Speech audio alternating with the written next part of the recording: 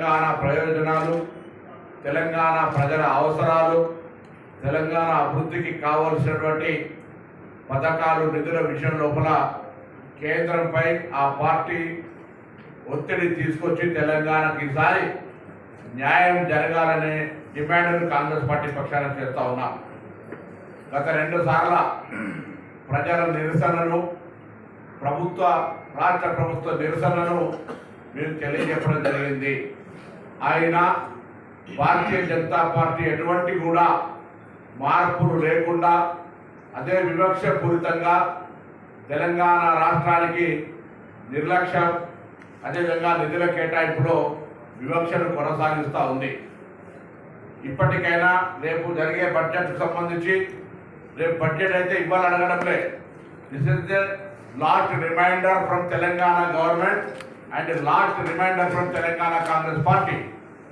మేము గత 2 సంవత్సరాలుగా తెలంగాణ ప్రభుత్వం ఏర్పడిన తర్వాత గౌరవ రాష్ట్ర ముఖ్యమంత్రి గారు కానీ, మంత్రులు కానీ అనేక సందర్భాల్లో ప్రధానమంత్రి గారిని మొదలుకొట్టే రాష్ట్ర మంత్రులు బండి సంజయ్ గారు, కిషన్ రెడ్డి గారితో పాటుగా వివిధ హోదాల్లో ఉన్నటువంటి రాష్ట్రం నుంచి, కేంద్రం నుంచి ప్రాతినిధ్యం వస్తున్న అనేక మంది మంత్రులకు రాష్ట్ర అవసరాలకు సంబంధించి లిఖితపూర్వకంగా, అధికారికంగా, ప్రత్యక్షంగా, పరోక్షంగా తెలంగాణ ప్రయోజనాలకు సంబంధించి విజ్ఞప్తి చేయడం జరిగింది. కానీ తెలంగాణ అంటేనే, తెలంగాణ ఏర్పాటు పట్లనే వివాదాస్పద వ్యాఖ్యలు చేస్తూ తెలంగాణ ఉద్యమాన్ని అవమానపరిచినటువంటి ప్రధానమంత్రి నరేంద్ర మోడీ గారు తెలంగాణకు ₹1 కూడా నిధులు ఇవ్వడానికి, తెలంగాణ పట్ల పూర్తిగా వివక్షపూరితంగా వివరించే విధానాన్ని మార్చుకోవడానికి సిద్ధంగా లేడు. తెలంగాణ ప్రభుత్వం నుంచి కూడా ఈసారి గట్టిగా కోరుతా ఉన్నాం కేంద్రాన్ని.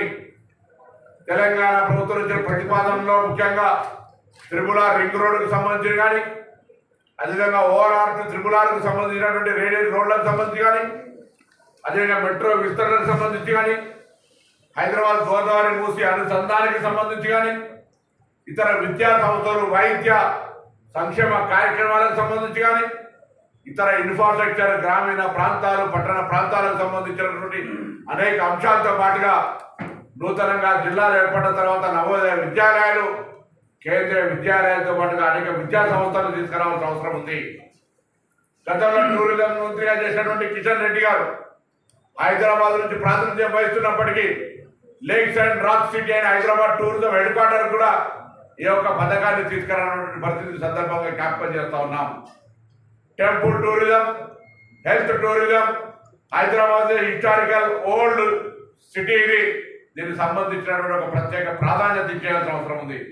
నిరుద్యోగ యువత సమస్య పరిష్కరించడానికి, అదేవిధంగా మాకు సముద్ర తీరం లేదు, డ్రై పోర్టుల ఇంప్రూవ్మెంట్కు సంబంధించి, లేదా గ్రామీణ ప్రాంతాల కనెక్టివిటీ పెంచడానికి ఎయిర్పోర్టులకు సంబంధించి ఈ విధంగా అనేక కార్యక్రమాలు చేయగలిగే అవకాశం ఉన్న దేశంలో అత్యంత చిన్న వయసు గల రాష్ట్రంగా 29వ రాష్ట్రంగా ఉన్న తెలంగాణ పట్ల ఆనాటి నుంచి, రాష్ట్రం ఏర్పడిన నాటి నుంచి ఈనాడు దాకా ప్రాతినిధ్యం ఇస్తున్న కేంద్రంలో అధికారంలో బీజేపీ పార్టీ తెలంగాణ పట్ల వివక్ష కొనసాగిస్తూనే ఉంది.